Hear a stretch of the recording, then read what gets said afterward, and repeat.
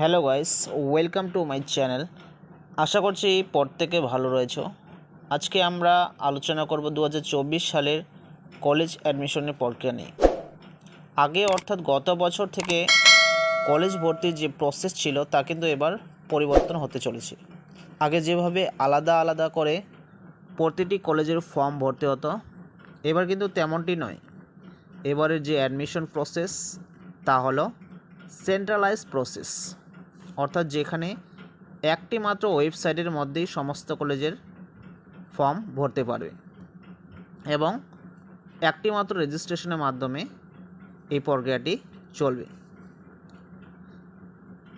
আগে যেভাবে প্রতিটি কলেজের জন্য আলাদা আলাদাভাবে ফর্ম ভরতে হতো, এবার কিন্তু তেমনটি নয়। এবার একটি মাত্র রেজিস্ট্রেশনের মাধ্যমে প্রতিটি কলেজের ফর্ম ভরে নেওয়া যেতে পারে। তোমরা যারা যে কলেজে পড়ার জন্য অ্যাডমিশন নিতে চাইবে, এবার সেটা একসাথে বেছে নিতে পারবে।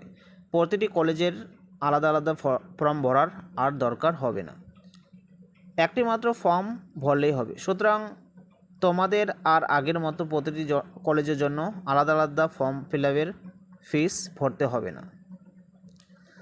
তো এটা ছিল এবছরের কলেজের ফর্ম ফিল আপের নিয়ম।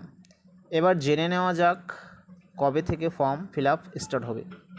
দেখো, ফর্ম ফিল আপের জন্য এখনও শিক্ষা পর্ষদের তরফ থেকে নোটিশ বের হয়নি, তবে আশা করা যায় অতি শীঘ্রই নোটিশ বের হয়ে যাবে। সম্ভবত জুন মাসের শেষে বা জুলাইয়ের প্রথম সপ্তাহে ফর্ম ফিল আপ স্টার্ট হয়ে যাবে, এমনটাই ধারণা করা হচ্ছে। ইতিপূর্বে যদিও সেন্ট্রালাইজ পোর্টালটি উল্লেখ করে দেওয়া হয়েছে, কিন্তু ফর্ম ফিল আপের তারিখ এখনও জানানো হয়নি। এটা ছিল 2024 সালের কলেজ ভর্তির পরিবর্তিত নিয়মের কিছুটা অংশ। পরবর্তী ভিডিও নিয়ে আবার হাজির হব যখন ফর্ম ফিল আপের প্রক্রিয়া স্টার্ট হবে।